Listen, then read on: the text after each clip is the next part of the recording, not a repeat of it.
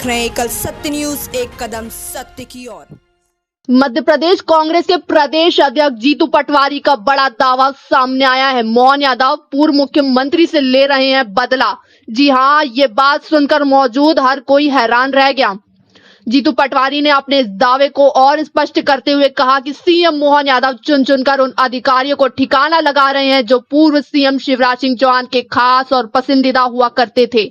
CM Mohan Yadav जिन जिला का दौरा करते हैं वहां के कलेक्टर, कमिश्नर, एसपी बदल दिए जाते हैं। बीजेपी ने चुनाव लड़ा था शिवराज सिंह चौहान का चेहरा आगे करके, लेकिन चुनाव जीतने के बाद शिवराज सिंह चौहान को फ्रेम से भी हटा दिया गया और सीएम मोहन यादव को सामने ला दिया गया। बीजेपी के अंदर गुटबाजी का आरोप लगाते हुए जीतू पटवारी कहते हैं कि अब पूरी बीजेपी और वर्तमान सीएम मोहन यादव पूरा जोर लगा रहे हैं कि शिवराज सिंह चौहान के करीबी रहे अधिकारियों को मुख्य धारा से हटा दिया जाए। वे अपने पसंद के अफसरों की लिस्ट तैयार करके उनको फील्ड में पोस्टिंग दे रहे हैं। जीतू पटवारी के आरोप कितना सही और कितना गलत है ये तो वही जाने, लेकिन यदि सीएम मोहन यादव के अभी तक विभिन्न जिलों के दौरे का विश्लेषण करें तो वह अभी तक उज्जैन, इंदौर, गुना, खंडवा, खरगोन, जबलपुर, ग्वालियर और रीवा का दौरा कर चुके हैं। इन जिलों के दौरे से लौटने के बाद अभी तक सीएम मोहन यादव ने ग्वालियर, खंडवा और खरगोन को छोड़कर बाकी 5 जिलों के कलेक्टर बदल दिए। इनमें शाहजहांपुर के कलेक्टर किशोर कन्याल ड्राइवर की औकात पूछने के विवाद से नप गए थे, तो वहीं गुना कलेक्टर को बस हादसे के बाद हटाया गया। इसके अलावा भी पुलिस और प्रशासन के आधे अफसर को अब तक बदल दिए जा चुके। जीतू पटवारी के इस बयान के बाद मोहन यादव की मुश्किलें और भी ज्यादा बढ़ गई हैं। देखते रहिए एकल सत्य न्यूज के साथ अर्शी खान की खास रिपोर्ट। कलेक्टरों को तबादले कर रहे हैं, अधिकारियों को तबादले कर रहे हैं, भूमि पूजन कर रहे हैं, क्या कहना आपको? मुख्यमंत्री जी शिवराज जी से बदला ले रहे हैं, उनके लगाए हुए कलेक्टरों को, अधिकारियों को रोज हटा रहे हैं। ये भारतीय जनता पार्टी के अंदरूनी राजनीति का असर है। कांग्रेस पार्टी का इससे कोई लेना देना नहीं। एक मुख्यमंत्री आता है, अपने हिसाब से अपनी प्रशासनिक व्यवस्था करता है, पर भावना सीधी दिख रही है। इधर शिवराज जी अपना रिएक्शन समय समय पे देते रहते हैं। चुनाव तो उनके ही चेहरे पे जीते थे, चेहरा उनका बताया गया, शादी आदरणीय मोहनलाल भैया की कर दी, तो ये एक तरह से अलोकतांत्रिक भी है। अब वो तबादले करे, अधिकारियों को हटाए, पर गीता और रामायण जैसा घोषणा पत्र पूरा करे, ये हमारा दायित्व है। जनता ने हमें दिया है, वो हम पूरा करवाएंगे। एक ऐसी शख्सियत जिन्होंने पूरी जिंदगी केवल इस बात के लिए समर्पित कर दी कि मैं पिछड़ों का और वंचितों का राजनीतिक रूप से कैसे महत्व बने, कैसे उनकी ताकत को अंजाम तक लेके जाऊं। पूरे मध्य प्रदेश में इस अलग को नहीं जगाया, यूपी में भी जगाया, पूरे देश में जिनका नाम था। और मैं पिछले 3 साल से लगातार आने का प्रयास था, पर मुझे एहसास नहीं था कि इतने गिरते हुए पानी में 5-6 घंटे लेट, और तब जब एक कार्यकर्ता प्रदेश कांग्रेस का अध्यक्ष बनता है, तब मुझे यह अवसर मिलेगा कि मैं उनकी चरणों में, स्मृति में पुष्पांजलि अर्पित करूंगा। साथियों, जैसे इनके पिताजी के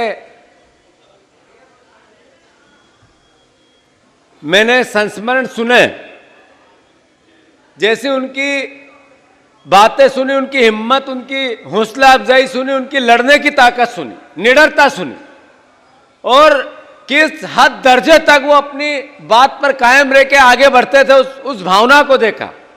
वैसा ही हमारे सिद्धार्थ कुशवाहा, आपके विधायक भी हैं, मैं उनको खूब साधुवाद देता हूं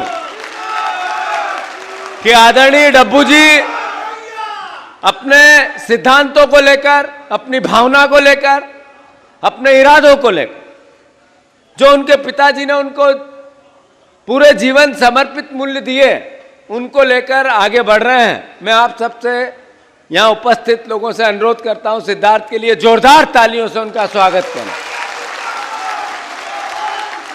ये सतना की पावन भूमि, जहां से बड़े बड़े नेता इतिहास रचा, जिन्होंने स्वर्गीय मुख्यमंत्री आदरणीय अर्जुन सिंह जी, आदरणीय कुशवाहा जी, आदरणीय अभी सम्मानित नाम लूंगा तो बहुत सारे, जिन्होंने एक ऐसी विधा जिसको मध्य प्रदेश ने और देश ने माना कि जो चुनाव हुए चेहरा बताया गया किसी और का और शादी कर दी किसी और से। शिवराज जी लाडली बहना को लेकर पूरे प्रदेश में चिल्लाते रहे, आप मेरी बहन हो, मैं अभी मेरे पास पैसे कम है, 1100 रुपए 1000 रुपए दूंगा। लाडली बहना, मैं मेरे जीवन में कुछ कर जाऊं, अगर मेरी बहन भांजी के लिए कुछ कर दूं। लगभग 1000 करोड़ रुपए के बड़े बड़े पांडाल लगाकर बहनों को इकट्ठा सरकारी कर करके ये बातें कहते रहे और घर में उनके दिलों में घर कर दी ये बात कि शिवराज भैया 3000 रुपए चुनाव बाद देगा। चुनाव हुए, बहन ने वैसे ही शिवराज जी को खूब लाड़ प्यार से वोट ठपाठप दे दिए। कुछ कसर थी तो कट्टरता, नफरत, घृणा, वो बातें जो झूठ है, उनकी बातें नए नए बच्चों को फैलाकर भारतीय जनता पार्टी चुनाव जीत गई। नेचुरल था, स्वाभाविक था कि इतनी बड़ी लीड हुई है तो जो मुख्यमंत्री हो रिपीट होगा। तो जैसा अभी शहीद भाई बोल रहे थे, भारतीय जनता पार्टी लोकतंत्र में विश्वास नहीं करती है। देश में चुनाव लड़ने वाली पद्धति पे शंका होने लगी है। ईवीएम को लेकर अब एक बहुत बड़ा वर्ग विरोध में आ गया है, सवाल उठाता है, भरोसा नहीं करता है। तब नरेंद्र मोदी जी ने वहां से एक फरमान भेज दिया, जो विधायक चुन के आए उनको लोकतांत्रिक अधिकार नहीं दिया, चिट्ठी में लिख के दे दिया और शिवराज जी को सौंप दिया कि बोलो आदरणीय मोहन यादव जी मुख्यमंत्री होंगे। शिवराज जी कपकपाते हाथों से, थरथराते होठों से बोलते तो रहे, पर रोज उनका दर्द निकल निकल के आता है। बहुत बोले थे। बात यह है कि मोदी की गारंटियों की भावना बताई गई, अलग अलग बातें करी गई। आज 32 दिन है, 3 कैबिनेट हो गई, एक भी गारंटी की किसी कैबिनेट में एक बार भी विचार नहीं हुआ। क्यों नहीं मिलना चाहिए? 3000 रुपया बहनों को मिलना चाहिए कि नहीं मिलना चाहिए?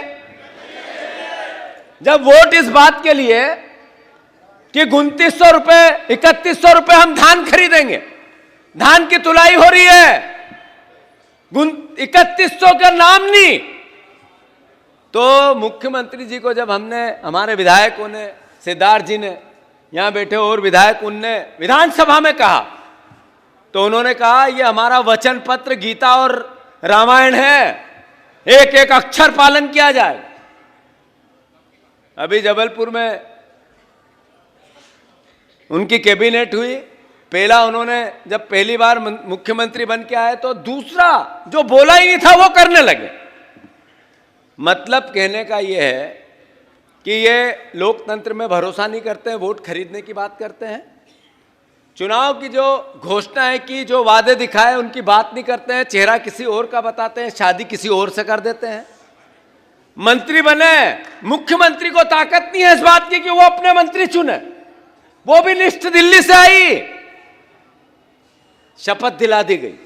8 दिन तक फिर किसको क्या विभाग देगा ये मुख्यमंत्री का विशेषाधिकार है, पर यह भी उनके अधिकार क्षेत्र से बाहर, यह भी एक लिस्ट आएगी कि इनको ये विभाग दिया जाए।